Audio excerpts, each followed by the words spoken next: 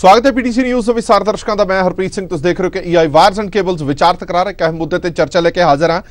20 ਤਰੀਕ दूर है, 10 ਤਰੀਕ माफ करना दूर है, पर उम्मीदवारों ਦੀਆਂ ਦਿਲਾਂ ਦੀਆਂ ਧੜਕਣਾਂ ਵਧੀਆਂ ਹੋਈਆਂ ਨੇ। ਉਮੀਦਵਾਰਾਂ ਨੂੰ ਛੱਡੋ, ਆਮ ਲੋਕਾਂ ਦੇ ਵਿੱਚ ਵੀ ਬੜੀ ਚਰਚਾ ਹੈਗੀ ਹੈ ਕਿ ਕੌਣ ਲੈ ਕੇ ਜਾਊਗਾ, ਕੌਣ ਨਹੀਂ ਲੈ ਕੇ ਜਾਊਗਾ।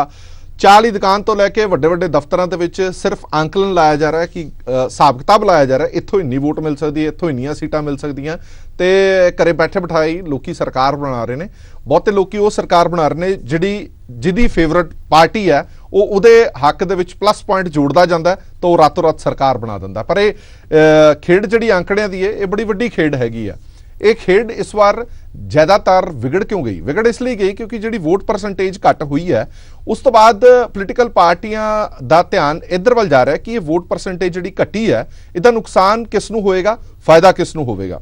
ਮੋਟੇ ਤੌਰ ਤੇ ਜਿਹੜੇ ਸਿਆਸੀ ਮਾਹਰ ਨੇ ਮੰਨਦੇ ਨੇ ਕਿ ਜਦੋਂ ਵੋਟ ਪਰਸੈਂਟੇਜ ਘਟੀ ਹੈ ਤਾਂ ਘੱਟੋ ਘੱਟ ਇੱਕ ਗੱਲ ਬਿਲਕੁਲ ਸਾਫ਼ ਹੋ ਜਾਂਦੀ ਹੈ ਕਿ ਜਿਹੜੀ ਹਵਾ ਦੀ ਗੱਲ ਕੀਤੀ ਜਾਂਦੀ ਕਿ ਬਦਲਾਅ ਦੀ ਹਵਾ ਲੋਕ ਇਸ ਵਾਰ ਚਾਹੁੰਦੇ ਨੇ ਕਿ ਕੋਈ ਬਦਲ ਆਵੇ। ਲੋਕ ਚਾਹੁੰਦੇ ਨੇ ਕਿ ਇਸ ਵਾਰ ਹਵਾ ਚੇਂਜ ਹੋਣੀ ਚਾਹੀਦੀ ਹੈ, ਤਾਂ ਉਹ ਹਵਾ ਦਿਖ ਨਹੀਂ ਰਹੀ। ਵੋਟ ਪਰਸੈਂਟੇਜ ਇਹ ਆਂਕਲਨ ਕਰਦਾ, ਪਰ ਕੀ ਅਸਲ ਮਾਇਨਿਆਂ ਦੇ ਵਿੱਚ ਜਿਹੜੀ ਵੋਟ ਪਰਸੈਂਟੇਜ ਘਟੀ ਹੈ ਇਹ ਤੈਅ ਕਰਦੀ ਹੈ ਕਿ ਕੋਈ ਚੇਂਜ ਦੀ ਗੱਲ ਇਸ ਵਾਰ ਪੰਜਾਬ ਦੇ ਵਿੱਚ ਨਜ਼ਰ ਨਹੀਂ ਆਈ? ਕਿਉਂਕਿ ਤੁਸੀਂ ਸੋਸ਼ਲ ਮੀਡੀਆ ਖੋਲੋ ਤਾਂ ਤੁਹਾਨੂੰ ਨਜ਼ਰ ਆਏਗੀ, ਫੇਸਬੁੱਕ ਖੋਲੋ, YouTube ਖੋਲੋ, ਤੁਹਾਨੂੰ ਚੇਂਜ ਦੀ ਹਵਾ ਨਜ਼ਰ ਆਏਗੀ। ਪਰ ਕੀ ਉਹ ਸੋਸ਼ਲ ਮੀਡੀਆ ਦੀ ਚੇਂਜ ਦੀ ਹਵਾ ਗਰਾਊਂਡ ਤੇ ਕਿਤੇ ਜਾ ਕੇ ਟਿਕਦੀ ਹੈ ਕਿ ਨਹੀਂ ਟਿਕਦੀ, ਇਹ ਸਮਝਣਾ ਬੜਾ ਜ਼ਰੂਰੀ ਹੈ। ਅਸੀਂ ਅੱਜ ਕੋਸ਼ਿਸ਼ ਕਰਾਂਗੇ ਪੂਰਾ ਆਂਕਲਨ ਕਰਨ ਦੀ ਕਿ ਕੀ ਇਸ ਵਾਰ ਦੀਆਂ ਚੋਣਾਂ ਜਿਹੜੀਆਂ ਨੇ ਉਹ ਪਿਛਲੀ ਚੋਣਾਂ ਤੋਂ ਕਿਵੇਂ ਡਿਫਰੈਂਟ ਨੇ, ਨਤੀਜੇ ਕਿਸ ਤਰ੍ਹਾਂ ਦੇ ਆ ਸਕਦੇ ਨੇ। ਸਭ ਤੋਂ ਵੱਡਾ ਸਵਾਲ ਇਹ ਹੈ ਕਿ ਬਹੁਮਤ ਮਿਲੇਗੀ ਜਾਂ ਗੱਠਜੋੜ ਬਣੇਗਾ। ਜੇ ਗੱਠਜੋੜ ਬਣੇਗਾ ਤਾਂ ਕਿਸ ਦੇ ਵਿਚਕਾਰ ਬਣ ਸਕਦਾ, ਇਸੇ ਤੇ ਚਰਚਾ ਕਰਾਂਗੇ। ਖਾਸ ਮਹਿਮਾਨ ਸਾਡੇ ਨਾਲ ਮੌਜੂਦ ਨੇ, ਡਾਕਟਰ ਪ੍ਰਮੋਦ ਕੁਮਾਰ ਮੌਜੂਦ ਨੇ, ਡਾਇਰੈਕਟਰ ਨੇ IDC ਦੇ। ਲੰਬਾ ਤਜਰਬਾ ਇਹਨਾਂ ਨੂੰ ਹੈਗਾ ਔਰ ਪੰਜਾਬ ਦੀ ਰੂਪਰੇਖਾ, ਪੰਜਾਬ ਦੀ ਸਿਆਸਤ ਤੋਂ ਚੰਗੀ ਤਰ੍ਹਾਂ ਜਾਣੂ ਨੇ। ਡਾਕਟਰ ਸਾਹਿਬ ਬਹੁਤ ਬਹੁਤ ਸਵਾਗਤ ਹੈ PTC ਨਿਊਜ਼ ਦੇ ਇਸ ਖਾਸ ਪ੍ਰੋਗਰਾਮ ਦੇ ਵਿੱਚ। ਡਾਕਟਰ ਸਾਹਿਬ, ਸਭ ਤੋਂ ਪਹਿਲਾ ਸਵਾਲ, ਸਟੀਕ ਸਵਾਲ ਜਿਹੜਾ ਹਰ ਇੱਕ ਦੇ ਜ਼ਿਹਨ ਦੇ ਵਿੱਚ ਜ਼ਰੂਰ ਆਉਂਦਾ, ਮੈਂ ਤੁਹਾਡੇ ਜ਼ਰੀਏ ਜਾਣਨਾ ਚਾਹਨਾ, ਜਿਹੜੀ 5% ਵੋਟ ਘਟੀ ਹੈ ਉਸ ਨੂੰ ਕਿਸ ਨਜ਼ਰੀਏ ਨਾਲ ਤੁਸੀਂ ਦੇਖਦੇ ਹੋ? ਤੁਸੀਂ ਮੰਨਦੇ ਹੋ ਕਿ ਜਿਹੜੀ ਵਾਰ-ਵਾਰ ਗੱਲ ਕੀਤੀ ਜਾਂਦੀ ਹੈ ਕਿ ਜਦੋਂ ਵੀ ਚੇਂਜ ਦੀ ਕੋਈ ਗੱਲ ਹੁੰਦੀ ਹੈ ਤਾਂ ਜਿਹੜੀ ਬੰਪਰ ਵੋਟਿੰਗ ਹੁੰਦੀ ਹੈ, ਪਰ ਜੇ ਬੰਪਰ ਵੋਟਿੰਗ ਨਹੀਂ ਹੋਈ ਤਾਂ ਵਿਚ ਮੀਨਸ ਕਿ ਲੋਕਾਂ ਨੇ ਰਲਿਆ ਮਿਲਿਆ ਜਾਂ ਹੁੰਗਾਰਾ ਦਿੱਤਾ?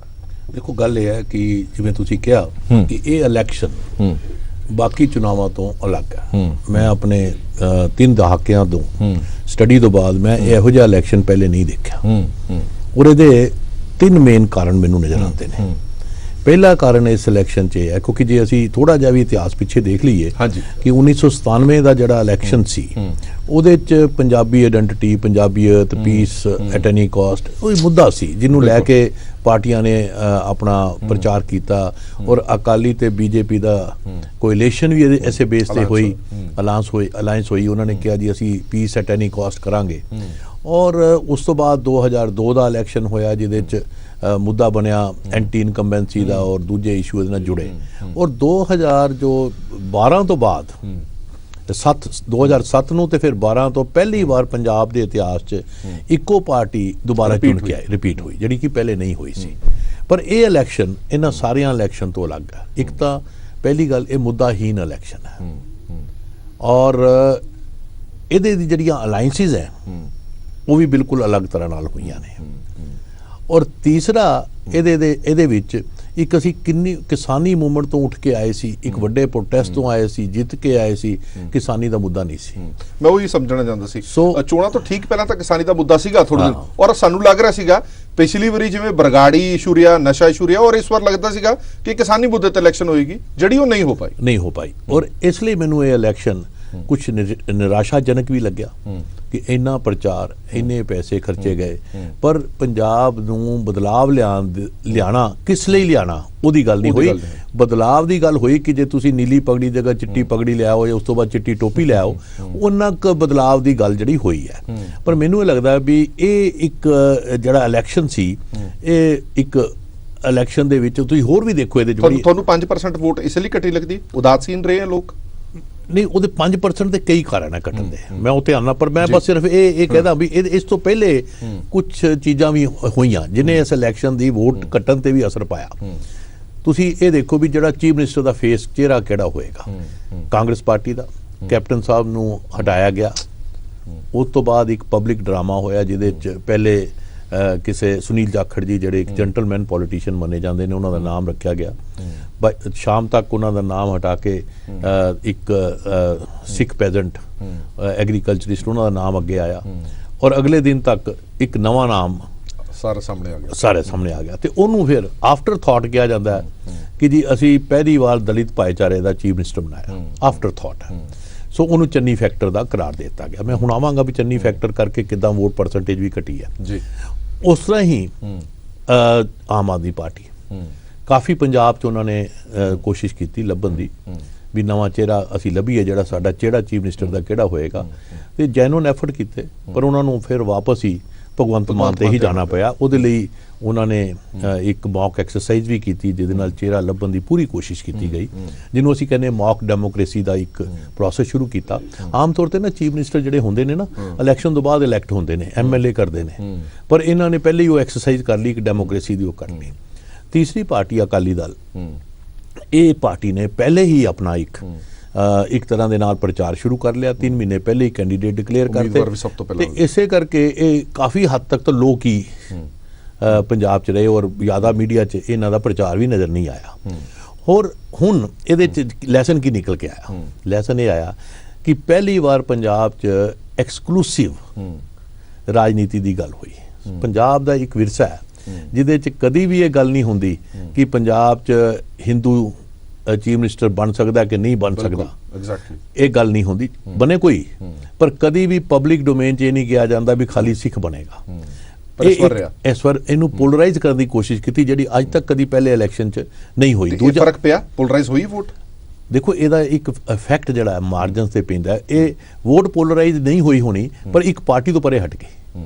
ਹੁਣ ਇਹਦੇ ਦੇਖੋ, ਜੇ ਪਾਰਟੀ ਤੋਂ ਪਰੇ ਹਟ ਗਏ ਵਿਚ ਮੀਨ ਕਿਸੇ ਨਾਲ ਤਾਂ ਜੁੜੇ ਆ ਨਾ, ਕਿਸੇ ਨਾਲ ਜੁੜੇ ਆ, ਪਰ ਇਹ ਨਹੀਂ ਵੀ ਉੱਥੇ ਜੇ ਕੋਈ ਸਿੱਖ ਸੀਗੇ ਤੇ ਇਸ ਕਰਕੇ ਉਧਰ ਨਹੀਂ ਜੁੜੇ, ਉਧਰ ਵੀ ਸਾਰੇ ਸੀਗੇ। ਪਰ ਮੇਰਾ ਇਸੇ ਕਰਕੇ ਮੈਨੂੰ ਪੋਲਰਾਈਜੇਸ਼ਨ ਪਾਰਟੀ ਤੋਂ ਪੋਲਰਾਈਜ਼ ਹੋ ਗਈ, ਸਮਾਜ ਤੋਂ ਪੋਲਰਾਈਜ਼ ਨਹੀਂ ਹੋਈ।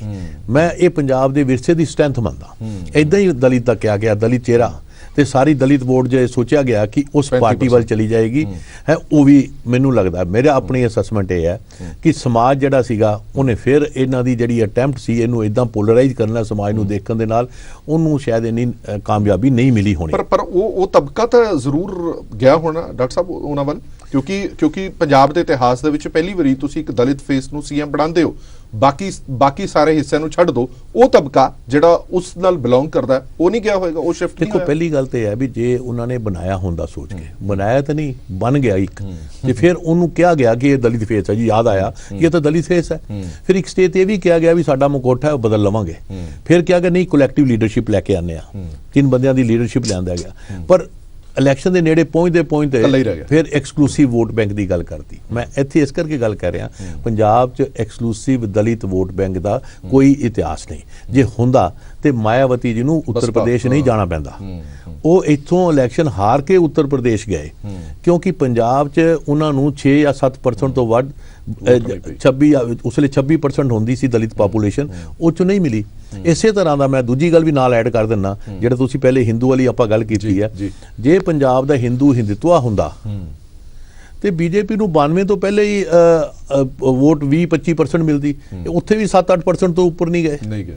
ਜਦਕਿ ਉਸ ਵੇਲੇ ਪੋਲਰਾਈਜੇਸ਼ਨ ਦੀ ਇੱਕ ਰਾਜਨੀਤੀ ਸੀ, ਉਸ ਵੇਲੇ ਇੱਕ ਟੈਰਰਿਜ਼ਮ ਦਾ ਫੇਜ਼ ਸੀਗਾ, ਬੜੀ ਆਸਾਨੀ ਨਾਲ ਹੋ ਸਕਦਾ ਸੀ, ਨਹੀਂ ਹੋਇਆ।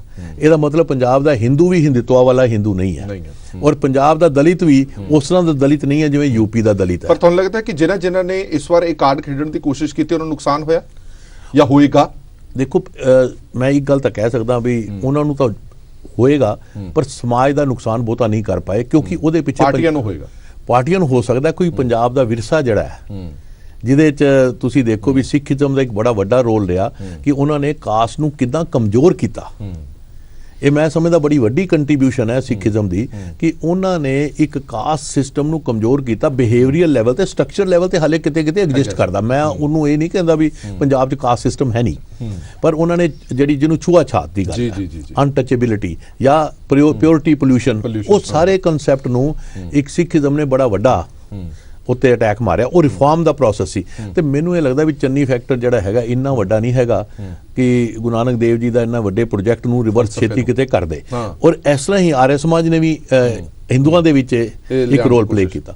ਸੋ ਮੈਨੂੰ ਇਹ ਲੱਗਦਾ ਹੈ ਕਿ ਸਾਡਾ ਜਿਹੜਾ ਪੰਜਾਬ ਦੇ ਵਿਰਸੇ ਦਾ ਰਿਚ ਹੋ ਜਾਣਾ, ਸਾਡਾ ਪੰਜਾਬ ਦਾ electoral process multicultural multireligious ਹੋਣਾ ਹੈ, ਉਹਨੇ ਸਾਰੇ ਇਹ ਪਾਰਟੀਆਂ ਦੀ ਪੋਲਰਾਈਜ਼ ਕਰਨ ਦੀ ਅਟੈਂਪਟ ਨੂੰ ਨਾਕਾਮਯਾਬ ਕੀਤਾ। ਔਰ ਇਸੇ ਕਰਕੇ ਸ਼ਾਇਦ ਸਾਰੇ 117 ਇਲੈਕਸ਼ਨ ਨੇ ਔਰ ਉਹਨਾਂ ਦੇ ਵਿੱਚੋਂ ਇਹ ਸੋਚਣਾ ਇੱਕ ਹਰ ਇਲੈਕਸ਼ਨ ਇੱਕ ਆਪਣੀ ਸਟੋਰੀ ਹੈ ਤੇ ਉਹਦੇ 'ਚ ਇਹ ਦੇਖ ਲੈਣਾ ਵੀ ਕਿਹੜਾ ਜਿੱਤੇਗਾ ਹਾਰੇਗਾ ਬੜਾ ਔਖਾ ਕੰਮ ਹੈ। ਔਖਾ ਇਹਨਾਂ ਨੇ ਸਾਡੇ ਲਈ ਕਰਤਾ। ਔਰ ਮੈਨੂੰ ਐ ਲੱਗਦਾ ਕਿ ਇਹ ਨਤੀਜਿਆਂ ਤੋਂ ਬਾਅਦ ਪਾਰਟੀਆਂ ਨੂੰ ਸਬਕ ਵੀ ਮਿਲ ਜਾਊਗਾ ਵੀ ਜੇ ਮੁੱਦਾਹੀਣ ਸਿਆਸਤ ਕਰੋਗੇ, ਜੇ ਤੁਸੀਂ ਸਮਾਜ ਨੂੰ ਵੰਡਣ ਦੀ ਕੋਸ਼ਿਸ਼ ਕਰੋਗੇ, ਉਹਦਾ ਤੁਹਾਨੂੰ ਨੁਕਸਾਨ ਹੋ ਸਕਦਾ। ਬਿਲਕੁਲ, ਔਰ ਇਹ ਲੈਸਨ ਮਿਲੇਗਾ ਔਰ ਮਿਲਣਾ ਵੀ ਚਾਹੀਦਾ।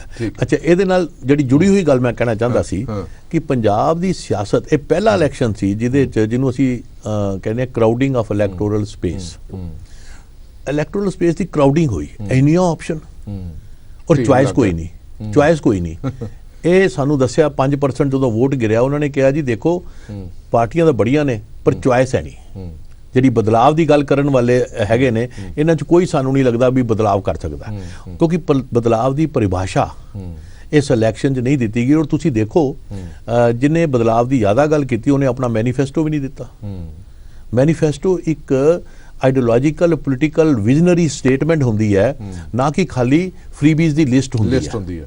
ਉਹਦੇ 'ਚ ਆਪਣਾ ਇੱਕ ਵਿਜ਼ਨ ਦੱਸਿਆ ਜਾਂਦਾ ਵੀ ਅਸੀਂ ਪੰਜਾਬ ਨੂੰ ਇਹ ਖੜੋ ਤੋਂ ਕਿੱਦਾਂ ਕੱਢਾਂਗੇ, ਪੰਜਾਬ ਦਾ ਇਤਿਹਾਸ ਕੀ ਹੈ, ਉਹ ਨਹੀਂ ਦਿੱਤਾ। ਤੁਹਾਨੂੰ ਇੱਕ ਇਸ਼ਾਰਾ, ਇੱਕ ਇੰਡੀਕੇਸ਼ਨ ਮਿਲ ਰਹੀ ਹੈ ਵੋਟ ਪਰਸੈਂਟੇਜ ਤੋਂ ਕਿ ਜਿਹੜੀ ਬਦਲਾਅ ਦੀ ਗੱਲ ਕਰਦੇ ਆ ਜਾਂ ਤੀਜੀ ਧਿਰ ਬਣਨ ਦੀ ਗੱਲ ਕਰਦੇ ਆ ਉਹ ਪੰਜਾਬੀਆਂ ਨੇ ਨਕਾਰੀ ਹੈ? ਦੇਖੋ ਗੱਲ ਹੈ, ਮੈਂ ਤੀਜੀ ਧਿਰ ਦੀ ਮੈਂ ਤਾਂ ਇੱਕ ਗੱਲ ਇਹ ਕਹਿਣਾ ਚਾਹੁੰਦਾ ਕਿ ਜੇ ਬਦਲਾਵ ਦੀ ਗੱਲ ਆਪਣਾ ਕਾਂਗਰਸ ਪਾਰਟੀ ਵੀ ਕਹਿ ਰਹੀ ਸੀ ਪੰਜਾਬ ਮਾਡਲ ਆਫ ਡਿਵੈਲਪਮੈਂਟ, ਜਿਹ 'ਚ ਹੋਰ ਕੁਝ ਨਹੀਂ ਸੀ, ਸਿਰਫ ਕੁਝ ਡੋਲਸ ਸੀਗੀਆਂ।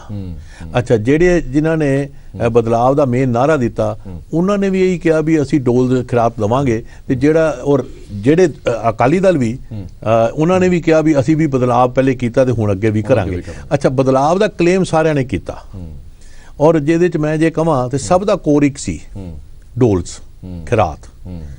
ਤੇ ਜਿਹੜਾ ਮੈਂ ਪਹਿਲੇ ਸੋਚਦਾ ਸੀ ਵੀ ਡੋਲਸ, ਡੇਰਾ ਤੇ ਡਰੱਗਸ, ਇਹ ਤਿੰਨੋਂ ਜਿਹੜੇ ਨੇ ਇਹ ਇਸ ਵੇਲੇ ਇਸ ਇਲੈਕਸ਼ਨ 'ਚ ਸ਼ਾਇਦ ਡੀਮੋਨੇਟਾਈਜ਼ ਕਰੰਸੀਜ਼ ਹੋਣਗੀਆਂ, ਪਰ ਦੇਖਣ 'ਚ ਇਹ ਆਇਆ ਵੀ ਦੇ ਵਰ ਆਲ ਮੋਨੇਟਾਈਜ਼ਡ, ਵੀ ਖਿਰਾਤ ਵੀ ਪੂਰੇ ਤੌਰ ਨਾਲ ਵੰਡੀ ਗਈ ਵੀ ਤੁਹਾਨੂੰ ਅਸੀਂ ਖਿਰਾਤ ਦੇਵਾਂਗੇ ਸੋਸ਼ਲ ਸਿਕਿਉਰਿਟੀ ਦੇ ਨਾਂ ਤੇ। ਅੱਛਾ, ਉਹਦੇ ਦੇਖੋ ਕਿਰਤ ਕਰੋ ਦਾ ਜਿਹੜਾ ਸਾਰਾ ਨਾਰਾ ਹੈ ਉਹਨੂੰ ਖਤਮ ਕਰਤਾ ਗਿਆ, ਕਿਰਤ ਦੀ ਲੋੜ ਨਹੀਂ, ਪੈਸੇ ਤੁਹਾਨੂੰ ਦੇ ਦਾਂਗੇ। ਅੱਛਾ, ਉਸ ਤੋਂ ਬਾਅਦ ਆ ਗਿਆ ਤੁਹਾਡਾ ਡੇਰੇ ਦਾ। ਜਦੋਂ ਤੁਸੀਂ ਚੰਨੀ ਫੈਕਟਰ ਨੂੰ ਐਕਟਿਵਾਈਜ਼ ਕਰਦੇ ਹੋ ਤੇ ਡੇਰਾ ਆਪੇ ਹੀ ਹੋ ਜਾਂਦਾ। ਜਿਵੇਂ ਮੈਂ ਆਪ ਤੁਹਾਨੂੰ ਦੱਸਾਂ ਐਗਜ਼ਾਮਪਲ ਦੇ ਕੇ ਕਿ ਜਦੋਂ ਗੱਲ ਹੋਈ ਸੀਗੀ ਕਮੰਡਲ ਦੀ, ਰਾਮ ਜਨਮ ਭੂਮੀ ਦੀ, ਤੇ ਉਹਦੇ ਨਾਲ ਮੰਡਲ ਆ ਗਿਆ ਸੀ। ਇਹਦੇ ਨਾਲ ਵੀ ਜਦੋਂ ਚੰਨੀ ਫੈਕਟਰ ਦੀ ਗੱਲ ਹੋਈ ਨਾਲ ਦੀ ਨਾਲ ਐਕਟਿਵ ਹੋ ਗਿਆ, ਨਾਲ ਦੀ ਨਾਲ। ਸ਼ਾਇਦ ਜੇ ਨਾ ਹੁੰਦਾ ਤਾਂ ਉਹ ਐਕਟਿਵ ਨਾ ਹੁੰਦੇ। ਤੁਸੀਂ ਮੈਂ ਇਹ ਇਸ ਕਰਕੇ ਕਹਿ ਰਿਹਾ ਵੀ ਇਹਦਾ ਜਿਹੜਾ ਇੱਕ ਰਿਐਕਸ਼ਨ ਹੋਇਆ ਉਹ ਇਹ ਹੋਇਆ ਕਿ ਕਿਸੇ ਦੂਜੇ ਪਾਸੇ ਉਹਨੂੰ ਕਾਊਂਟਰ ਕਰਨ ਲਈ ਇੱਕ ਹੋਰ ਤਰ੍ਹਾਂ ਦੀ ਰਾਜਨੀਤੀ, ਹਾਲਾਂਕਿ ਡੇਰਿਆਂ ਦਾ ਕੰਮ ਇਹ ਹੁੰਦਾ ਉਹ ਇਹਦੇ ਨਾਲ ਇੱਕ ਹੋਰ ਜੁੜੀ ਗਾ। ਡੇਰਿਆਂ ਦਾ ਐਕਟਿਵ ਹੋਣ ਦਾ ਇੱਕ ਹੋਰ ਕਾਰਨ ਹੈ ਕਿ ਜਦੋਂ ਸਰਕਾਰਾਂ ਨਾਨ ਪਰਫਾਰਮਿੰਗ ਹੁੰਦੀਆਂ ਨੇ ਤੇ ਉਹ ਡੇਰੇ ਦੀ ਪਰਫਾਰਮੈਂਸ ਜਾਂ ਕਿਸੇ ਹੋਰ ਦੀ ਪਰਫਾਰਮੈਂਸ ਦੀ ਗੁੱਡਵਿਲ ਨੂੰ ਕੈਸ਼ ਕਰਦੀਆਂ। ਹੁਣ ਡੇਰੇ ਨੇ ਜੇ ਕਿਸੇ ਦੇ ਘਰ ਸ਼ਰਾਬ ਛੁਟਾਈ ਹੈ, ਕਿਸੇ ਦੇ ਪਰਿਵਾਰ ਨੂੰ ਅੱਗੇ ਦਿਸ਼ਾ ਦਿੱਤੀ ਹੈ, ਉਹਨਾਂ ਨੇ ਆਪਣੀ ਗੁੱਡਵਿਲ ਕ੍ਰੀਏਟ ਕੀਤੀ ਹੈ, ਜਿਹੜਾ ਕੰਮ ਉਹ ਵੋਟਾਂ 'ਚ ਕੈਸ਼ ਕਰਨ ਦੀ ਕੋਸ਼ਿਸ਼ ਹੁੰਦੀ, ਉਹਨੂੰ ਪੋਲੀਟੀਸਾਈਜ਼ ਕੀਤਾ ਗਿਆ। ਜਦਕਿ ਡੇਰੇ ਦਾ ਕੰਮ ਹੈ ਸੋਚ ਸਮਾਜ ਦੇ ਵਿੱਚ ਆਪਣਾ ਕੰਮ ਕਰਨ, ਆਪਣੇ ਕਲਚਰ ਨੂੰ, ਧਰਮ ਨੂੰ ਉਹਦੇ ਅੱਗੇ ਮੈਸੇਜ ਦੇਣ, ਤੇ ਡੇਰੇ ਨੂੰ ਵੀ ਕਨਵਰਟ ਕਰ ਲਿਆ ਕਿਉਂਕਿ ਆਪਣੀ ਨਾਕਾਮਯਾਬੀ ਨੂੰ ਇਹਨੂੰ ਛੁਪਾਉਣ ਲਈ ਡੇਰਿਆਂ ਨੂੰ ਐਕਟਿਵਾਈਜ਼ ਕੀਤਾ। ਮੈਨੂੰ ਤਾਂ ਤੁਹਾਡੀਆਂ ਗੱਲਾਂ 'ਚੋਂ ਇਹ ਝਲਕ ਨਜ਼ਰ ਆਉਂਦੀ ਹੈ ਕਿ ਜੇ ਕੈਪਟਨ ਅਮਰਿੰਦਰ ਸਿੰਘ ਬਣੇ ਰਹਿੰਦੇ ਤਾਂ ਸ਼ਾਇਦ ਕਾਂਗਰਸ ਨੂੰ ਜ਼ਿਆਦਾ ਫਾਇਦਾ ਸੀਗਾ। ਜੋ ਕਾਂਗਰਸ ਇਹ ਕਲੇਮ ਕਰਦੀ ਰਹੀ ਕਿ ਜੋ ਵਾਅਦੇ ਕੀਤੇ ਆ ਉਹ ਕੈਪਟਨ ਅਮਰਿੰਦਰ ਸਿੰਘ ਨੇ ਕੀਤੇ ਆ, ਜੋ ਕੁਝ ਨਹੀਂ ਹੋਇਆ ਉਹਦਾ ਠੀਕਰਾ ਕੈਪਟਨ ਅਮਰਿੰਦਰ ਸਿੰਘ ਦੇ ਪੰਨਿਆ ਗਿਆ ਔਰ ਵੋਟਾਂ ਸਿਰਫ ਮੰਗੀਆਂ ਗਿਆ 111 ਦਿਨਾਂ ਦੇ ਉੱਤੇ। ਦੇਖੋ ਹੁਣ ਇਹ ਜਿਹੜੀ ਤੁਸੀਂ ਗੱਲ ਬਿਲਕੁਲ ਠੀਕ ਕਹੀ ਹੈ, ਪਰ ਮੈਂ ਇਹਦੇ ਨਾਲ ਜੋੜ ਦੇਵਾਂ ਗੱਲ, ਪਰ ਉਹਦੇ ਨਾਲ ਇੱਕ ਹੋਰ ਡਾਈਮੈਂਸ਼ਨ ਐਡ ਹੋ ਗਈ ਕਿ ਇੱਕ ਨਵੀਂ ਅਲਾਇੰਸ ਆਈ, ਭਾਰਤੀ ਜਨਤਾ ਪਾਰਟੀ, ਲੋਕ ਕਾਂਗਰਸ ਕੈਪਟਨ ਅਮਰਿੰਦਰ ਸਿੰਘ ਜੀ ਦੀ ਔਰ ਢੀਂਡਸਾ ਜੀ ਦੀ।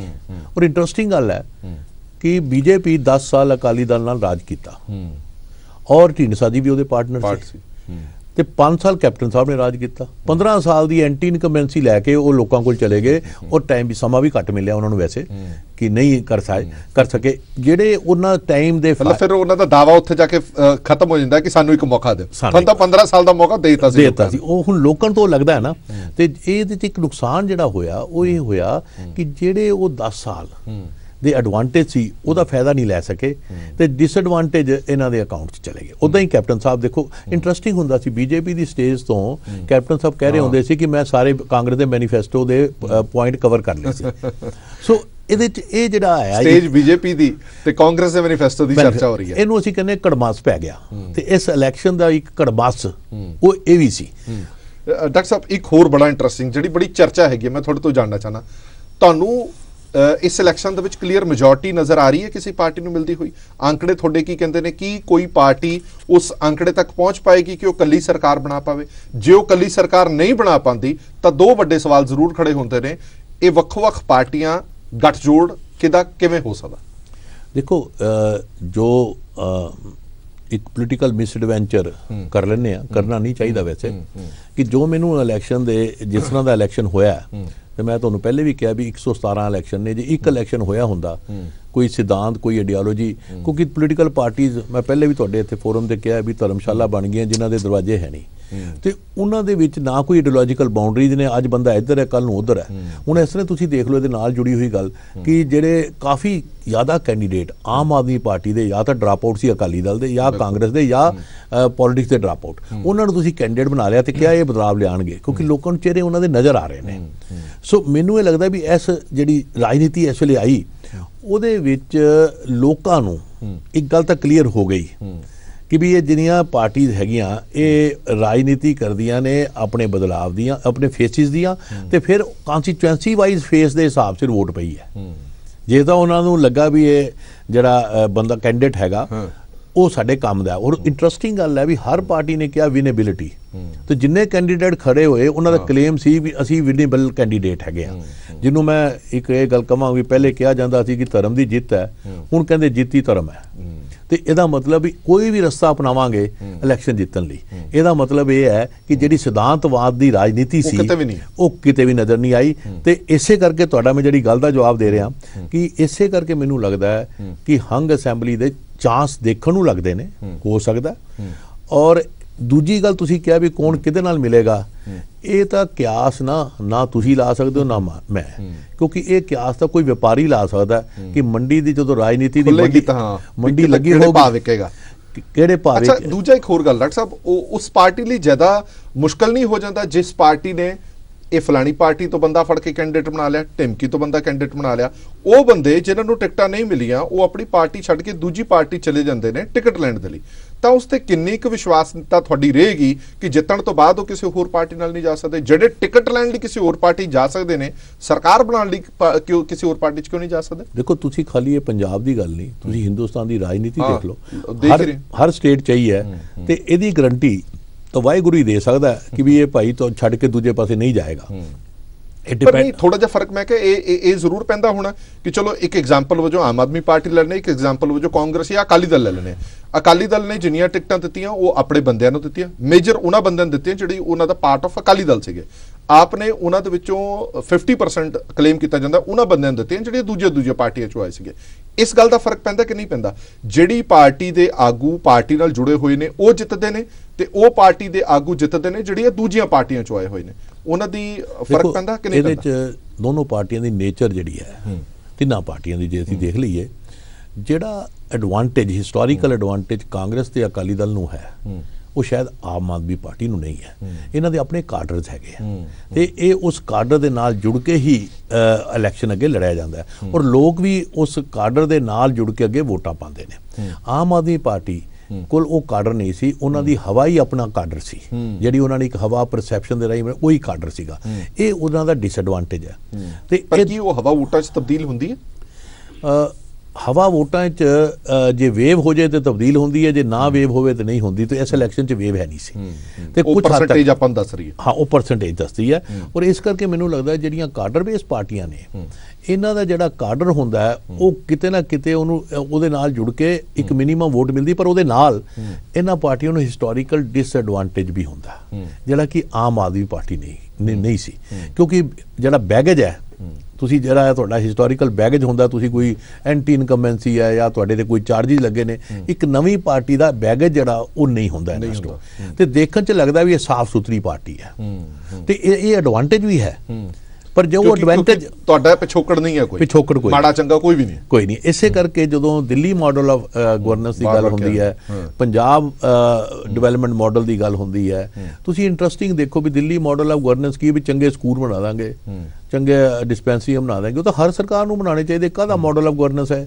ਦਿੱਲੀ ਜਿਹੜੀ ਸਟੇਟ ਹੈ ਇੱਕ ਕਿਸਮ ਦੀ ਮੁਗਲ ਟਾਈਮ ਤੋਂ ਹੁਣ ਤੱਕ ਦੀ ਪੈਂਪਰਡ ਕੈਪੀਟਲ ਹੈ ਇੰਡੀਆ ਦੀ। ਸਾਰੇ ਰਿਸੋਰਸਿਸ ਉੱਥੇ ਲਾਏ ਜਾਂਦੇ ਨੇ, ਸਾਰਾ ਕੁਝ ਉੱਥੇ ਹੁੰਦਾ। ਤੇ ਦਿੱਲੀ ਨੂੰ ਜੇ ਚੰਡੀਗੜ੍ਹ ਨਾਲ ਤੁਸੀਂ ਕੰਪੇਅਰ ਕਰ ਲਓ ਤੇ ਚੰਡੀਗੜ੍ਹ ਦੇ ਸਕੂਲ ਕਿਤੇ ਵਧੀਆ ਨੇ, ਆਰਾਮ ਨਾਲ। ਯੂਨੀਅਨ ਟੈਰੀਟਰੀ ਦਾ ਇੱਕ ਅਲੱਗ ਇਕਨੋਮਿਕਸ ਹੁੰਦੀ ਹੈ। ਇੱਥੇ ਮੈਂ ਇਸ਼ੂ ਰੇਜ਼ ਕਰਨਾ ਚਾਹੁੰਦਾ ਫੈਡਰਲਿਜ਼ਮ ਦਾ, ਜਿਹੜਾ ਕਿ ਇਸ ਇਲੈਕਸ਼ਨ 'ਚ ਵੀ ਨਹੀਂ ਆਇਆ। ਨਾ ਕਿਸਾਨਾਂ ਦਾ ਮੁੱਦਾ ਆਇਆ, ਐਗਰੀਕਲਚਰ ਰੀਜੋਵਨੇਸ਼ਨ ਦਾ ਇਸ਼ੂ, ਨਾ ਹੀ ਫੈਡਰਲਿਜ਼ਮ ਦਾ ਇਸ਼ੂ ਆਇਆ, ਜਿਹੜਾ ਕਿ ਬੜਾ ਇੰਪੋਰਟੈਂਟ ਸੀਗਾ। ਕਿਉਂਕਿ ਜਿਹੜੇ ਤਿੰਨੋਂ ਐਕਟ ਸੀਗੇ ਉਹ ਸੈਂਟਰ ਗਵਰਨਮੈਂਟ ਲੈ ਕੇ ਆਈ ਸੀ। ਇੱਕ ਬੜਾ ਵੱਡਾ ਮੁੱਦਾ ਕਿ ਜੇ ਫੈਡਰਲ ਇੱਕ ਰਿਲੇਸ਼ਨਸ਼ਿਪ ਕਿੱਦਾਂ ਦਾ ਹੋਏਗਾ, ਇਹ ਮੈਨੂੰ ਲੱਗਦਾ ਹੈ ਵੀ ਜਦੋਂ ਦਿੱਲੀ ਮਾਡਲ ਦੀ ਗੱਲ ਕਰਦੇ ਆ ਉਹ ਮਿਸ ਹੋ ਜਾਂਦਾ ਹੈ। ਕਿਉਂਕਿ ਮੇਨ ਮੁੱਦਾ ਇਹ ਹੈ ਵੀ ਜਿਹੜੀ ਸੈਂਟਰ ਦੀ ਸਰਕਾਰ ਹੈ ਉਹ ਸਟੇਟਾਂ ਦੇ ਨਾਲ ਕਿਸ ਤਰ੍ਹਾਂ ਦੇ ਨਾਲ ਰਿਲੇਸ਼ਨ ਬਿਲਡ ਕਰਦੀ ਹੈ, ਫਿਸਕਲ ਰਿਲੇਸ਼ਨਸ, ਪੋਲੀਟੀਕਲ, ਦੂਜੇ ਸਾਰੇ ਰਿਲੇਸ਼ਨ ਕਿੱਦਾਂ ਦੇ ਹੁੰਦੇ ਨੇ। ਮੈਨੂੰ ਲੱਗਦਾ ਇਹ ਬਹੁਤ ਵੱਡਾ ਮੁੱਦਾ ਇਸ ਇਲੈਕਸ਼ਨ 'ਚ ਇਹ ਵੀ ਨਹੀਂ ਆਇਆ ਅੱਗੇ, ਔਰ ਹਾਲਾਂਕਿ ਬੜਾ ਇੰਪੋਰਟੈਂਟ ਮੁੱਦਾ ਹੈ। ਬਿਲਕੁਲ। ਇੱਕ ਗੱਲ ਹੋਰ ਵੈਸੀ ਥਾਟ ਹੈ, ਇੱਕ ਬੀਜੇਪੀ ਚਾਹੇਗੀ ਕਿ ਪੰਜਾਬ ਦੇ ਵਿੱਚ ਸਰਕਾਰ ਬਣੇ। ਕਈ ਲੋਕ ਕਹਿੰਦੇ ਨੇ ਕਿ ਜੇ ਕਿਸੇ ਨੂੰ ਵੀ ਸਮਰਥਨ ਨਹੀਂ ਮਿਲਦਾ, ਕਿਸੇ ਨੂੰ ਪੂਰਨ ਬਹੁਮਤ ਨਹੀਂ ਮਿਲਦਾ, ਤਾਂ ਇਹਦੇ ਵੀ ਘੱਟ ਚਾਂਸਸ ਹੈ, ਕੋਈ ਬਹੁਤਾ ਸੌਖਾ ਨਹੀਂ ਹੈ ਕਿ ਬੀਜੇਪੀ ਅਕਾਲੀ ਦਲ ਨਾਲ ਮਿਲ ਕੇ ਸਰਕਾਰ ਬਣਾ ਲੇ। ਹੋ ਸਕਦਾ ਹੈ ਕਿ ਬੀਜੇਪੀ ਦੇ ਜ਼ਿਹਨ ਦੇ ਵਿੱਚ ਇਹ ਗੱਲ ਚੱਲੇ ਕਿ ਇੱਥੇ ਰਾਸ਼ਟਰਪਤੀ ਰਾਜ ਲੱਗ ਲੈਣ ਦਿਓ, 6 ਮਹੀਨੇ ਲੱਗ ਲੈਣ ਦਿਓ। ਉਹ 6 ਮਹੀਨਿਆਂ ਦੇ ਵਿੱਚ ਵੀ ਇਨਡਾਇਰੈਕਟਲੀ ਤਾਕਤ ਉਹਨਾਂ ਦੇ ਹੱਥ ਦੇ ਵਿੱਚ ਹੀ ਹੈ, ਔਰ ਉਹ 6 ਮਹੀਨੇ ਪੰਜਾਬ ਨੂੰ ਕੁਝ ਦੇ ਦੇਣ ਐਵੇਂ ਦਾ, ਜਾਂ ਪੰਜਾਬ ਦੇ ਲਈ ਕੁਝ ਅਜਿਹਾ ਕਰ ਦੇਣ ਕਿ ਦੁਬਾਰਾ ਇਲੈਕਸ਼ਨ ਹੋਵੇ ਤਾਂ ਬੀਜੇਪੀ ਵੱਧ ਸੀਟਾਂ ਲੈ ਸਕੇ। Is it? ਦੇਖੋ ਗੱਲ ਪਤਾ ਕੀ ਹੈ, ਜਿਹੜਾ ਇਮੈਜੀਨੇਸ਼ਨ ਹੈ ਉਹਦੀ ਫਲਾਈਟ ਕੀ ਬਹੁਤ ਵੱਡੀ ਹੋ ਸਕਦੀ ਹੈ। ਮੈਨੂੰ ਨਹੀਂ ਲੱਗਦਾ ਵੀ ਕੋਈ ਇੰਨਾ ਵੱਡਾ ਪੋਲੀਟੀਕਲ ਮਿਸਐਡਵੈਂਚਰ ਬੀਜੇਪੀ ਕਰੇਗੀ। ਮੈਨੂੰ ਉਮੀਦ ਹੈ ਕਿਉਂਕਿ ਉਹਨਾਂ ਨੇ ਦੇਖ ਲਿਆ ਮਹਾਰਾਸ਼ਟਰ 'ਚ ਕੀਤਾ ਸੀ ਤੇ ਉਹਦਾ ਨਤੀਜਾ ਸਾਹਮਣੇ ਸੀ। ਸੋ ਇਸ ਵੇਲੇ ਮੈਨੂੰ ਲੱਗਦਾ ਹੈ ਕਿ ਬੀਜੇਪੀ ਜਿਹੜੀ ਹੈਗੀ ਹੈ ਉਹਦਾ ਸਾਰਾ ਐਫਰਟ ਇਹ ਹੈ ਕਿ ਪੰਜਾਬ ਦੇ ਵਿੱਚ ਕਿਸ ਤਰ੍ਹਾਂ ਆਪਣੀ ਗੁੱਡਵਿਲ ਕ੍ਰੀਏਟ ਕਰੀਏ, ਇੱਕ ਮਿਨੋਰਿਟੀ ਹੈ ਉਹਦੇ ਨਾਲ ਕਿੱਦਾਂ ਰਿਲੇਟ ਕਰੀਏ, ਬਣਾ ਕੇ ਰੱਖੀਏ। ਇਸ ਕਰਕੇ ਮੈਨੂੰ ਇਹ ਲੱਗਦਾ ਨਹੀਂ ਹੈ ਕਿ ਐਦਾਂ ਦੀ ਕੋਈ ਗੱਲ ਹੋਏਗੀ। ਪੰਜਾਬ 'ਚ ਸਰਕਾਰ ਜ਼ਰੂਰ ਬਣੇਗੀ, ਔਰ ਸਰਕਾਰ ਜਿਹੜੀ ਹੈ ਕੋਅਲੀਸ਼ਨ 'ਚ ਵੀ ਬਣੇਗੀ, ਜ਼ਰੂਰ ਬਿਲਕੁਲ ਬਣੇਗੀ, ਔਰ ਚੀਫ ਮਿਨਿਸਟਰ ਵੀ ਹੋਏਗਾ, ਇਹ ਪੱਕੀ ਗੱਲ ਹੈ। ਔਰ ਇਸ ਕਰਕੇ ਜੇ ਲੋਕੀ ਸੋਚਣ ਵੀ ਇੱਥੇ ਪ੍ਰੈਜ਼ੀਡੈਂਟ ਰੂਲ ਹੋ ਸਕਦਾ ਹੈ ਤਾਂ ਉਹਦੇ ਚਾਂਸਸ ਘੱਟ ਨੇ। ਡਾਕਟਰ ਸਾਹਿਬ, ਜਿਹੜੀ ਗੱਲ ਤੁਸੀਂ ਕਹੀ ਹੈ ਕਿ ਹਰ ਸੀਟ ਦਾ ਆਪਣਾ ਇਤਿਹਾਸ ਹੈ, ਹਰ ਸੀਟ ਦੀ ਆਪਣੀ ਇਲੈਕਸ਼ਨ ਹੈ, ਬੜੀ ਕਮਾਲ ਦੀ ਗੱਲ ਇਸ ਵਾਰ ਇਸ ਇਲੈਕਸ਼ਨ ਦੇ ਵਿੱਚ ਇਹ ਹੋਈ ਹੈ ਕਿ ਕੋਈ 117 ਸੀਟਾਂ ਦੇ ਵਿੱਚੋਂ ਕੋਈ ਐਸੀ ਸੀਟ ਨਹੀਂ ਹੈ ਜਿਹਨੇ ਪਿਛਲੀ ਵਾਰ ਦਾ ਰਿਕਾਰਡ ਤੋੜਿਆ ਹੋਵੇ। ਚਲੋ ਮੈਂ ਮੰਨ ਲਿਆ ਕਿ ਉਦਾਸੀਨਤਾ ਇੱਕ ਖਿੱਤੇ ਦੇ ਵਿੱਚ ਹੋਗੀ, ਕੁਝ ਸੀਟਾਂ ਤੇ ਹੋਗੀ, ਪਰ ਇਹ ਕਿਵੇਂ ਹੋ ਸਕਦਾ 117 ਦੀ 117 ਸੀਟਾਂ ਦੇ ਵਿੱਚ ਹੀ ਲੋਕਾਂ ਨੇ ਦੇਖ ਲਿਆ ਕਿ ਕੋਈ ਬਦਲਾਅ ਨਹੀਂ ਹੈ ਜਾਂ ਲੋਕ ਉਦਾਸੀਨ ਸੀਗੇ? ਇਹ ਥੋੜੀ ਕਮਾਲ ਦੀ ਗੱਲ ਨਹੀਂ ਲੱਗਦੀ? ਬਿਲਕੁਲ ਕਮਾਲ। ਇਸੇ ਕਰਕੇ ਜਿਹੜੀ ਆਪਾਂ ਗੱਲ ਜਿੱਥੋਂ ਸ਼ੁਰੂ ਕੀਤੀ ਸੀ ਕਿ ਖਾਲੀ ਫ੍ਰੀਬੀਜ਼ ਕਿ ਮੈਂ 1000 ਦਾਂਗਾ, 2000 ਦਾਂਗਾ, 10 ਸਿਲੰਡਰ ਦਵਾਂਗਾ, 2500 ਦਾਂਗਾ, ਇਹ ਇੱਕ ਵੱਡੀ ਪਾਪੂਲੇਸ਼ਨ ਨੂੰ ਅਪੀਲ ਨਹੀਂ ਕਰਦਾ। ਕਿਉਂਕਿ ਪੰਜਾਬ 'ਚ ਇੱਕ ਖੜੋਤ ਆਈ ਹੋਈ ਹੈ। ਖੜੋਤ ਜਿਹੜੀ ਹੈਗੀ ਹੈ ਉਹ ਬੈਕਵਰਡਨੈਸ ਦੀ ਨਹੀਂ ਹੈ, ਅਗਲੀ ਸਟੇਜ ਡਿਵੈਲਪਮੈਂਟ ਦੀ ਅਚੀਵ ਕਰਨ ਦੀ ਖੜੋਤ ਹੈ ਕਿ ਜੇ ਅਸੀਂ ਅੱਜ ਇੱਥੇ ਖੜੇ ਤੇ ਇਸ ਤੋਂ ਉੱਪਰ ਕਿੱਦਾਂ ਜਾਣਾ, ਜਿਹਨੂੰ ਅਸੀਂ ਪੈਰਾਡਾਈਮ ਸ਼ਿਫਟ ਦੀ ਕਹਿੰਦੇ ਆ। ਉਹਦੇ 'ਚ ਇੱਕ ਅਲੱਗ ਤਰ੍ਹਾਂ ਦੀ ਵਿਜ਼ਨ ਚਾਹੀਦੀ ਹੈ, ਇੱਕ ਅਲੱਗ ਤਰ੍ਹਾਂ ਦੀ ਕਮਿਟਮੈਂਟ ਚਾਹੀਦੀ ਹੈ। ਹੁਣ ਤੁਸੀਂ ਦੇਖੋ ਵੀ ਆਮ ਆਦਮੀ ਪਾਰਟੀ ਦਾ ਮੇਜਰ ਫੋਕਸ ਸੀਗਾ ਸਬਸਿਡੀਜ਼ ਇਨਸੈਂਟੀਵਾਈਜ਼ ਕਰਨਾ, ਕਾਂਗਰਸ ਦਾ ਇਹ ਸੀਗਾ ਵੀ ਅਸੀਂ ਇੱਕ ਗਰੀਬ ਚੀਫ ਮਿਨਿਸਟਰ ਜਿਹੜਾ ਹੈਗਾ ਗਰੀਬਾਂ ਦੀ ਰਾਜਨੀਤੀ ਕਰਨ ਦਾ ਸੀਗਾ। ਅਕਾਲੀ ਦਲ ਦਾ ਮੇਨ ਫੋਕਸ ਸੀਗਾ ਰਿਕਾਲ ਫੈਕਟਰ ਕਿ ਅਸੀਂ ਡਿਵੈਲਪਮੈਂਟ ਕੀਤੀ ਹੈ ਪਹਿਲੇ ਤੇ ਉਹਨੂੰ ਦੁਬਾਰਾ ਅਸੀਂ ਅੱਗੇ ਲੈ ਕੇ ਜਾਵਾਂਗੇ। ਸੋ ਤਿੰਨਾਂ ਦਾ ਇਹ ਸੀਗਾ। ਹੁਣ ਕੁਐਸਚਨ ਇਹ ਆਉਂਦਾ ਹੈ ਕਿ ਲੋਕ ਜਿਹੜੇ ਨੇ ਕਿਹੜੀ ਵਿਜ਼ਨ ਨਾਲ ਜੁੜਨਗੇ। ਹੁਣ ਵਿਜ਼ਨ ਜੇ ਹੋਏਗੀ ਕਿ ਅਸੀਂ ਅੱਗੇ ਪੰਜਾਬ ਨੂੰ ਕਿੱਦਾਂ ਲੈ ਕੇ ਜਾਣਾ, ਹੁਣ ਖਾਲੀ ਜੇ ਮੈਂ ਇਹ ਕਹਿਦਾ ਕਿ ਪੰਜਾਬ ਦੇ ਯੂਥ ਨੂੰ ਕੈਨੇਡਾ ਨਹੀਂ ਜਾਣ ਦੇਵਾਂਗੇ, ਇੱਥੇ ਹੀ ਰੱਖਾਂਗੇ। ਹੁਣ ਪੰਜਾਬ ਦਾ ਯੂਥ ਜਿਹੜਾ ਹੈ 18ਵੀਂ 19ਵੀਂ ਸਦੀ ਤੋਂ ਬਾਹਰ ਜਾ ਰਿਹਾ ਹੈ, 1875 ਤੋਂ ਕਾਮਾਗਾਟਾ ਹਾਂ ਉਹ ਉੱਥੇ ਜਾ ਰਿਹਾ ਹੈ, ਤੇ ਸਗੋਂ ਉਹਨੂੰ ਭੇਜਣ ਲਈ ਸਾਨੂੰ ਸਕਿੱਲ ਦੇਣੇ ਚਾਹੀਦੇ। ਜੇ ਸ਼ਹਿਰਾਂ ਦੇ ਬੱਚੇ ਬਾਹਰ ਜਾ ਸਕਦੇ ਨੇ ਤੇ ਕਿਸਾਨ ਦਾ ਬੱਚਾ ਕਿਉਂ ਨਾ ਜਾਏ। ਸਗੋਂ ਅਸੀਂ ਉਹਨਾਂ ਨੂੰ ਸਕਿੱਲ ਦਈਏ, ਚੰਗੀ ਉਹਨਾਂ ਨੂੰ ਐਜੂਕੇਸ਼ਨ ਦਈਏ ਕਿ ਬਾਹਰ ਜਾ ਕੇ ਚੰਗੀਆਂ ਨੌਕਰੀਆਂ ਕਰ ਸਕਣ। ਤੇ ਇਹ ਹੋਣੀ ਚਾਹੀਦੀ ਸੋਚ। ਇਹ ਅੱਗੇ ਜਿਹਨੂੰ ਅਸੀਂ ਕਹਿੰਦੇ ਆ ਵੀ ਅੱਗੇ ਫਾਰਵਰਡ ਸੋਚ, ਜਿਹਦੇ 'ਚ ਅਸੀਂ ਪੈਰਾਡਾਈਮ ਸ਼ਿਫਟ ਲਿਆਣਾ ਹੈ ਕਿ ਇੰਡਸਟਰੀ ਨੂੰ ਕਿੱਦਾਂ ਜੋੜਨਾ ਐਗਰੀਕਲਚਰ ਨਾਲ, ਕਿਸ ਤਰ੍ਹਾਂ ਐਗਰੀਕਲਚਰ 'ਚ ਫਾਰਮਰ ਦੀ ਇਨਕਮ ਡਬਲ ਕਰਨੀ ਹੈ, ਕਿਸ ਤਰ੍ਹਾਂ ਕੁਆਲਿਟੀ ਐਜੂਕੇਸ਼ਨ ਹੈਲਥ ਲੈ ਕੇ ਆਣੀ ਹੈ, ਕਿਸ ਤਰ੍ਹਾਂ ਯੂਥ ਨੂੰ ਪ੍ਰੋਡਕਟਿਵ ਬਣਾਉਣਾ ਹੈ, ਔਰ ਯੂਥ ਨੂੰ ਡਰੱਗਸ ਤੋਂ ਪਰੇ ਲਿਜਾਣ ਲਈ ਕਿਸ ਤਰ੍ਹਾਂ ਹੈਲਦੀ ਲਾਈਫ ਦਾ ਇੱਕ ਕਨਸੈਪਟ ਸਪੋਰਟਸ ਨਾਲ ਜੋੜਨਾ ਹੈ। ਇੱਕ ਵੱਡੀ ਵਿਜ਼ਨ ਦੀ ਲੋੜ ਹੈ, ਇੱਕ ਵੱਡੀ ਪੁਸ਼ ਦੀ ਲੋੜ ਹੈ। ਇਸ ਇਲੈਕਸ਼ਨ ਦੇ ਸਾਰੇ ਡਿਬੇਟ 'ਚ ਮੈਨੂੰ ਲੱਗਾ ਵੀ ਇਹ ਪੱਖ ਕੋਈ ਬਹੁਤਾ ਡਿਬੇਟ ਨਹੀਂ ਹੋਇਆ, ਔਰ ਇਹ ਤੇ ਜ਼ਿਆਦਾ ਫੋਕਸ ਨਹੀਂ ਹੋਇਆ। ਫੋਕਸ ਜਿਹੜਾ ਹੁੰਦਾ ਰਿਹਾ ਚਿਹਰਿਆਂ ਤੇ ਹੁੰਦਾ ਰਿਹਾ ਹੈ, ਕਿਹਦਾ ਚਿਹਰਾ ਜ਼ਿਆਦਾ ਚੰਗਾ, ਉਹਨੇ ਕਿਹਦੀ ਜ਼ਿਆਦਾ ਵਧੀਆ ਕਰੀਮ ਲਾਈ ਹੈ, ਨਹੀਂ ਲਾਈ ਹੈ, ਇਸ ਬਾਰੇ ਵਿਚਾਰ ਜਾਂ ਸਿਆਸੀ ਬੋਲਬਾਣੀ ਤੇ ਫੋਕਸ ਰਹਿੰਦਾ ਰਿਹਾ ਕਿ ਉਹਨੇ ਕੀ ਕਹਿਤਾ ਤੇ ਇਹਨੇ ਕੀ ਕਹਿਤਾ। ਇੱਕ ਗੱਲ ਛੋਟੀ ਜੀ ਹੋਰ ਮੈਂ ਡਾਕਟਰ ਸਾਹਿਬ ਤੁਹਾਡੇ ਤੋਂ ਜਾਣਨਾ ਚਾਹਨਾ, ਤੁਸੀਂ ਸ਼ੁਰੂਆਤ ਦੇ ਵਿੱਚ ਕਿਹਾ ਸੀਗਾ ਕਿ ਜਿਹੜੀਆਂ ਕਾਡਰ ਬੇਸ ਪਾਰਟੀਆਂ ਉਹ ਇੱਕ ਚੰਗਾ ਪਰਫਾਰਮ ਕਰਨਗੀਆਂ, ਕਿ ਕਾਡਰ ਵਰਕਰ ਤਾਂ ਤੁਹਾਡੇ ਨਾਲ ਜੁੜੇ ਹੀ ਹੋਇਆ। ਪਰ ਮੈਂ ਕਾਂਗਰਸ ਦੀ ਗੱਲ ਜ਼ਰੂਰ ਕਰਨਾ ਚਾਹੁੰਦਾ ਕਿ ਤੁਹਾਨੂੰ ਲੱਗਦਾ ਨਹੀਂ ਕਿ ਸਿਲੈਕਸ਼ਨ ਦੇ ਵਿੱਚ ਕਾਡਰ ਵਰਕਰ ਜਿਹੜਾ ਕਾਂਗਰਸ ਦਾ ਹਿੱਲਿਆ ਹੋਏਗਾ? ਉਹਦੇ ਦੋ ਤਿੰਨ ਰੀਜ਼ਨ ਨੇ। ਇੱਕ ਰੀਜ਼ਨ ਕੈਪਟਨ ਅਮਰਿੰਦਰ ਸਿੰਘ, ਉਹਦਾ ਅਲੱਗ ਹੋ ਜਾਣਾ। ਦੂਜਾ reason Navjot Singh Sidhu versus Channi versus Sunil Jakhar, ਇਹਨਾਂ ਦੇ ਵਿੱਚ ਇਤਫਾਕ ਜਿਹੜਾ ਰਿਹਾ। ਔਰ ਤੀਜਾ ਫੈਕਟਰ ਜਿਨ੍ਹਾਂ ਨੂੰ ਸੀਟਾਂ ਨਹੀਂ ਮਿਲੀਆਂ, ਟਿਕਟਾਂ ਨਹੀਂ ਮਿਲੀਆਂ, ਉਹਨਾਂ ਦਾ ਬੀਜੇਪੀ 'ਚ ਚਲਾ ਜਾਣਾ, ਉਹਨਾਂ ਦਾ ਆਜ਼ਾਦ ਖੜਾ ਹੋਣਾ, ਉਹਨਾਂ ਦਾ ਕੈਪਟਨ ਅਮਰਿੰਦਰ ਚਲਾ ਜਾਣਾ। ਜੇ ਕਿਸੇ ਕਾਡਰ ਨੂੰ ਸੱਟ ਪਈ ਹੈ ਤਾਂ ਉਹ ਕਾਂਗਰਸ ਦੇ ਕਾਡਰ ਨੂੰ ਨਹੀਂ ਪਈ। ਦੇਖੋ ਗੱਲ ਇਹ ਹੈ ਕਿ ਕਾਂਗਰਸ ਦੇ ਬਾਰੇ ਮੈਂ ਇੱਕ ਗੱਲ ਪਹਿਲੇ ਕਹਿ ਦਿੰਦਾ ਕਿ ਜਿਵੇਂ ਅਸੀਂ ਕਹਿੰਦੇ, ਮੈਂ ਕਿਤੇ ਲਿਖਿਆ ਵੀ ਹੈ ਵੀ ਕਾਂਗਰਸ ਦੇ ਵਿੱਚ 5 ਮਿਸਲਾਂ ਸੀਗੀਆਂ, ਚੰਨੀ ਮਿਸਲ, ਰੰਧਾਵਾ ਮਿਸਲ, ਜਾਖੜ ਮਿਸਲ, ਬਾਜਵਾ ਮਿਸਲ, ਔਰ ਉਹਦੇ ਨਾਲ ਜਿਹੜੀ ਆਪਣਾ ਬਾਜਵਾ ਚੰਨੀ ਜੀ ਤੇ ਨਾਲ ਰੰਧਾਵਾ ਜੀ ਹੈ, ਇਹ ਮਿਸਲਾਂ ਨੇ। ਪਰ ਉੱਪਰ ਮਹਾਰਾਜਾ ਰਣਜੀਤ ਸਿੰਘ ਨਹੀਂ ਸੀ, ਤੇ ਇਹ ਮਿਸਲਾਂ ਆਪਸ 'ਚ ਲੜ ਰਹੀਆਂ ਸੀ। ਤੇ ਲੜਨ ਦੇ ਨਾਲ ਜਿਹੜੇ ਇਹਨਾਂ ਦਾ ਲੜਾਈ ਦੇ ਨਾਲ ਥੱਲੇ ਜਿਹੜਾ ਇੰਪ੍ਰੈਸ਼ਨ ਸੀਗਾ ਵਰਕਰ ਡੀਮੋਰਲਾਈਜ਼ ਹੋ ਜਾਂਦਾ ਹੈ। ਇਹ ਤਾਂ ਫੈਕਟਰ ਕਾਫੀ ਸੀਗਾ। ਔਰ ਜਿਹੜਾ ਅਕਾਲੀ ਦਲ ਦਾ ਜਿਹੜਾ ਵਰਕਰ ਹੈ ਉਹ ਸਟੇਟਸ ਕੋਇਸ ਰਿਹਾ, ਸਟੈਗਨੇਟ ਰਿਹਾ, ਉਹਦੇ 'ਚ ਕੋਈ ਬਹੁਤੀ ਸ਼ਿਫਟ ਨਹੀਂ ਆਈ। ਪਰ ਜਦੋਂ ਆਪਾਂ ਇਹ ਗੱਲ ਕਰਦੇ ਹਾਂ ਕਿ ਜਦੋਂ ਲੀਡਰ ਹੀ ਇੱਧਰ ਉੱਧਰ ਸ਼ਿਫਟ ਕਰ ਰਹੇ ਨੇ ਤੇ ਯਕੀਨਨ ਤੌਰ ਤੇ ਵਰਕਰ ਵੀ ਹਿਲਦਾ ਹੈਗਾ ਥੱਲੋਂ। ਤੇ ਇਹਦਾ ਮਤਲਬ ਜੇ ਕਿਸੇ ਵੀ ਪਾਰਟੀ ਦੀ ਵੋਟ ਸ਼ੇਅਰ 25 ਜਾਂ 30% ਹੈ ਤੇ ਉਹ ਫਿਰ ਵੋਟ ਸ਼ੇਅਰ ਮਿਨੀਮਮ ਤੇ ਆ ਜਾਂਦਾ 25%, ਕਿਉਂਕਿ ਉਹ ਵਰਕਰ ਉੱਪਰ ਵਾਲਾ ਵੀ ਸ਼ਿਫਟ ਕਰ ਜਾਂਦਾ ਕਿਧਰ। ਸੋ ਇਸੇ ਕਰਕੇ ਇਹ ਇਲੈਕਸ਼ਨ ਦੇ ਵਿੱਚ ਫਲੂਇਡ ਵੋਟਰ ਦਾ ਨੰਬਰ ਜ਼ਿਆਦਾ ਸੀ, ਜਿਹਨੂੰ ਅਸੀਂ ਕਹਿੰਦੇ ਫੁੱਟ ਲੂਜ਼ ਵੋਟਰ, ਉਹਦਾ ਨੰਬਰ ਜ਼ਿਆਦਾ ਸੀ। ਇਸੇ ਕਰਕੇ ਨੁਆਇਜ਼ੀ ਸੀ, ਸਟਰੀਟਸ ਨੁਆਇਜ਼ੀ ਸੀ, ਘਰ ਦੇ ਅੰਦਰ ਕੀ ਹੋ ਰਿਹਾ ਉਹ ਸਾਨੂੰ ਪਤਾ ਨਹੀਂ ਸੀ, ਤੇ ਉਹ ਸਾਇਲੈਂਟ ਵੋਟਰ ਸੀ। ਸੋ ਜਿਹੜੀ ਨੁਆਇਜ਼ੀ ਵੋਟ ਹੁੰਦੀ ਹੈ ਉਹਨੂੰ ਕੈਲਕੂਲੇਟ ਕਰਨਾ ਕਿੰਨੇ ਉਹ ਪੋਲ ਹੋਏਗੀ ਨਹੀਂ ਹੋਏਗੀ ਬੜਾ ਡਿਫਿਕਲਟ ਕੰਮ ਹੋ ਜਾਂਦਾ। ਦੋ ਛੋਟੇ ਛੋਟੇ ਸਵਾਲ ਨੇ। ਇਸ ਵਾਰ ਜਿਹੜਾ ਕੰਟੈਸਟ ਰਿਹਾ ਉਹ ਕਈ ਕੋਨਾਂ ਦਾ ਰਿਹਾ, ਕਈ ਥਾਵਾਂ ਤੇ 4 ਕੋਨਾ 5 ਕੋਨਾ ਮੁਕਾਬਲਾ। ਉਸ ਸਭ ਦੇ ਬਾਵਜੂਦ ਸਾਨੂੰ ਤਾਂ ਐਂ ਲੱਗਦਾ ਸੀ ਜੇ 5 ਕੋਨਾ ਮੁਕਾਬਲਾ ਤਾਂ ਵੋਟ ਬੜੀ ਪਏਗੀ, ਲੋਕ ਘਰੋਂ ਘਰੀ ਖਿੱਚ ਕੇ ਲਿਆਂਦੇ ਜਾਣਗੇ, ਪਰ ਉਹ ਨਹੀਂ ਹੋਇਆ। ਇਹ 5 ਕੋਣੀ ਫਾਈਟ ਦਾ ਫਾਇਦਾ ਕਿਸ ਨੂੰ ਹੋਏਗਾ? ਪਹਿਲੀ ਗੱਲ।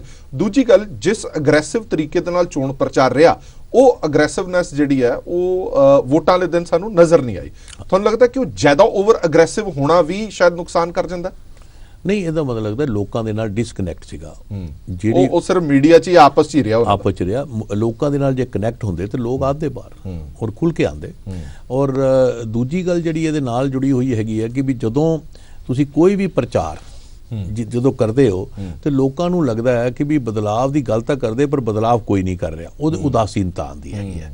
ਸੋ ਉਹ ਅਸੀਂ ਇਹਦੇ 'ਚ ਕੋਈ ਵੀ, ਮੈਨੂੰ ਲੱਗਦਾ ਕਿਸੇ ਵੀ ਪਾਰਟੀ ਦਾ ਇੰਨਾ ਐਫਰਟ ਨਹੀਂ ਸੀ ਕਿ ਉਸ ਉਦਾਸੀਨਤਾ ਤੋਂ ਲੋਕ ਚਲੇ ਜਾਂਦੇ। ਸੋ ਨਾ ਹੀ ਕੋਈ ਪ੍ਰੋਡਕਟਿਵ ਇਹੋ ਜਿਹਾ ਪ੍ਰੋਗਰਾਮ ਦਿੱਤਾ ਗਿਆ। ਸੋ ਇਹ ਇਲੈਕਸ਼ਨ ਇਸੇ ਕਰਕੇ ਮੈਂ ਇਹਨੂੰ ਮੁੱਦਾਹੀਨ ਇਲੈਕਸ਼ਨ ਸਮਝਦਾ। ਔਰ ਇਸ ਇਲੈਕਸ਼ਨ 'ਚ ਜਿਹੜੇ ਆਊਟਕਮ ਹੋਣਗੇ ਉਹ ਕੋਈ ਬੜੇ ਸਰਪ੍ਰਾਈਜ਼ਿੰਗ ਵੀ ਹੋ ਸਕਦੇ ਨੇ, ਵੱਡੇ ਵੱਡੇ ਦਿੱਗਜ ਵੀ ਇਲੈਕਸ਼ਨ ਹਾਰ ਸਕਦੇ ਨੇ, ਔਰ ਵੋਟਿੰਗ ਮਾਰਜਨ ਵੀ ਬੜੇ ਘੱਟ ਹੋਣਗੇ। ਤੇ ਉਹਦੇ 'ਚ ਆਊਟਕਮ ਜਿਹੜਾ ਹੈਗਾ ਉਹ ਮਾਰਜਨ। ਇਹ ਬਹੁਕੋਣੀ ਮੁਕਾਬਲੇ ਦੇ ਵਿੱਚ ਫਾਇਦਾ ਤੁਹਾਨੂੰ ਕਿਸ ਦਾ ਲੱਗਦਾ? ਦੇਖੋ ਵੈਸੇ ਕਰਕੇ ਇਹ ਕਨਸਟੀਚੁਐਂਸੀ ਵਾਈਜ਼ ਹੈ, ਕਿਸੇ ਕਨਸਟੀਚੁਐਂਸੀ 'ਚ ਤੁਸੀਂ ਦੇਖੋਗੇ ਵੀ ਅਕਾਲੀ ਦਲ ਨੂੰ ਫਾਇਦਾ ਹੋ ਗਿਆ, ਕਿਸੇ 'ਚ ਕਾਂਗਰਸ ਨੂੰ ਹੋ ਜਾਏਗਾ, ਕਿਸੇ 'ਚ ਆਮ ਆਦਮੀ ਪਾਰਟੀ ਨੂੰ ਹੋ ਜਾਏਗਾ। ਜਿਵੇਂ ਆਪਾਂ ਗੱਲ ਕਰੀਏ ਕਿ 46 ਪਰ ਜਿੱਥਾਰ ਦਾ ਮਾਰਜਨ ਘੱਟ ਰਹੇਗਾ, ਘੱਟ ਰਹੇਗਾ। ਜਿਵੇਂ 46 ਕਨਸਟੀਚੁਐਂਸੀ ਆ ਮਾਲਵੇ ਦੀਆਂ, ਜਿਹਦੇ 'ਚ 5 ਤੋਂ ਲੈ ਕੇ 10% ਦਾ ਵੋਟ ਪਰਸੈਂਟੇਜ ਡਿਕਲਾਈਨ ਹੋਈ ਹੈ, ਵੱਡਾ ਡਿਕਲਾਈਨ ਹੈ। ਔਰ ਉੱਥੇ ਹੀ ਮੈਜੋਰਟੀ ਕਨਸਟੀਚੁਐਂਸੀਆਂ 'ਚ ਡੇਰੇ ਦਾ ਇਨਫਲੂਐਂਸ ਵੀ ਹੈ, ਉੱਥੇ ਹੀ ਮੈਜੋਰਟੀ ਕਨਸਟੀਚੁਐਂਸੀ 'ਚ ਦਲਿਤ ਭਾਈਚਾਰਾ ਵੀ ਕੰਸਨਟ੍ਰੇਟਿਡ ਹੈ, ਮਜਬੀ ਤੇ ਰਵਿਦਾਸੀਆ ਨੇ। ਹੁਣ ਇਹ ਜਦੋਂ ਸਾਰੇ ਕੰਬੀਨੇਸ਼ਨ ਬੰਦੇ ਨੇ, ਉਹ ਹਰ ਕਨਸਟੀਚੁਐਂਸੀ 'ਚ ਇੱਕ ਅਲੱਗ ਤਰ੍ਹਾਂ ਦਾ ਲੋਕਲਾਈਜ਼, ਉਹਦੇ 'ਚ ਦੀਪ ਸਿੱਧੂ ਜਿਹੜਾ ਫੈਕਟਰ ਸੀਗਾ ਉਹ ਵੀ ਓਪਰੇਟਿਵ ਹੋਇਆ। ਸੋ ਇਹਦੇ 'ਚ ਇਹ ਮੈਂ ਮੰਨ ਸਕਦਾ ਵੀ ਪੰਜਾਬ 'ਚ ਪੈਨ ਪੰਜਾਬ ਕੋਈ ਇੰਪੈਕਟ ਨਹੀਂ ਹੈ, ਲੋਕਲਾਈਜ਼ ਸੀਗੇ ਸਾਰੇ ਫੈਕਟਰਸ। ਸੋ ਲੋਕਲਾਈਜ਼ ਹੋਣ ਕਰਕੇ ਕੁਝ ਮਾਲਵੇ ਸੀਗੇ, ਕੁਝ ਮਾਝੇ 'ਚ ਫੈਕਟਰ ਹੋ ਗਿਆ, ਕੁਝ ਦੁਆਬੇ 'ਚ ਫੈਕਟਰ ਹੋ ਗਿਆ ਹੈ, ਕੁਝ ਉਹਨਾਂ ਦੇ ਅਪਰ ਮਾਲਵੇ 'ਚ ਹੋ ਗਿਆ। ਸੋ ਇਸੇ ਕਰਕੇ ਇਲੈਕਸ਼ਨ ਦੀ ਪ੍ਰੈਡਿਕਟੇਬਿਲਿਟੀ ਜਿਹੜੀ ਹੈ ਘਟੀ ਹੈ।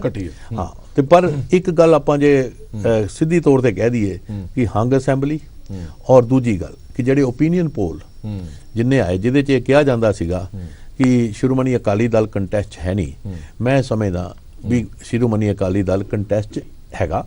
ਔਰ ਇਹ ਕੰਟੈਸਟ ਲਾਰਜਲੀ, ਜੇ ਮੈਂ ਹੁਣ ਥੋੜਾ ਜਿਹਾ ਕਿਆਸ ਲਗਾਉਣ ਲੱਗਾ, ਰਿਸਕੀ ਹੈ ਪਰ ਲਗਾਉਣ ਲੱਗਾ, ਇਹ ਆਮ ਆਦਮੀ ਪਾਰਟੀ ਤੇ ਅਕਾਲੀ ਦਲ ਦਾ ਮੁਕਾਬਲਾ ਤੁਹਾਨੂੰ ਵਿੱਚ ਲੱਗਦਾ।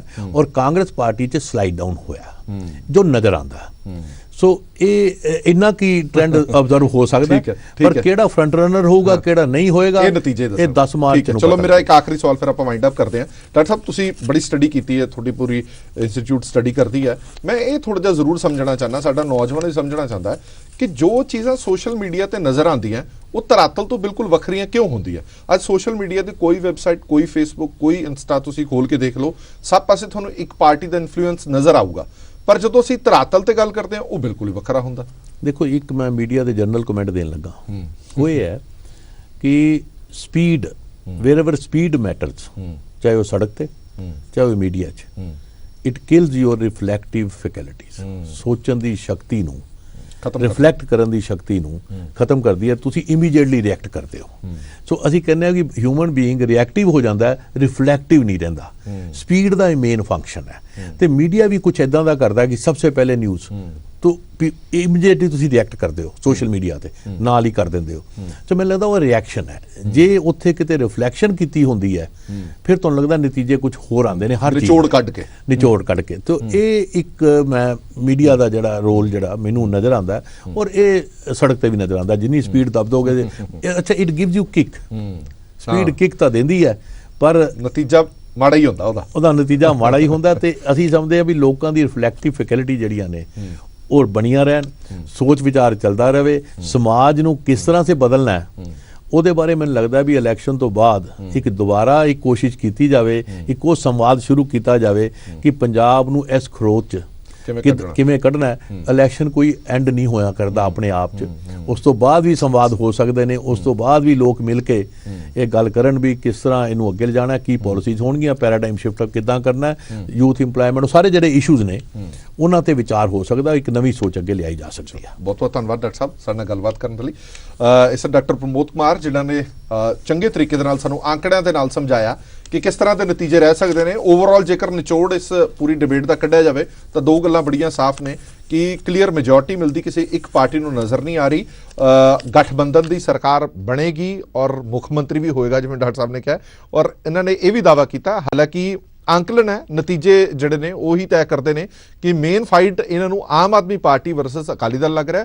ਕਾਂਗਰਸ ਨੂੰ ਥੋੜਾ ਜਿਹਾ ਧੱਕਾ ਜ਼ਰੂਰ ਲੱਗਿਆ। ਉਹ ਸਾਰੀਆਂ ਗੱਲਾਂ ਤੁਹਾਨੂੰ ਡਿਬੇਟ ਦੇ ਵਿੱਚ ਦੱਸ ਹੀ ਦਿੱਤੀਆਂ ਕਿ ਕਿਹੜੇ-ਕਿਹੜੇ ਉਹ ਫੈਕਟਰ ਨੇ ਜਿੱਥੇ ਕਾਂਗਰਸ ਦਾ ਵਰਕਰ ਕਾਡਰ ਹੈ ਜਿਹੜਾ ਉਹ ਥੜਕਿਆ ਨਜ਼ਰ ਆ ਰਿਹਾ। ਬਾਕੀ ਚੋਣ ਨਤੀਜੇ ਸਭ ਕੁਝ ਤੈਅ ਕਰਨਗੇ।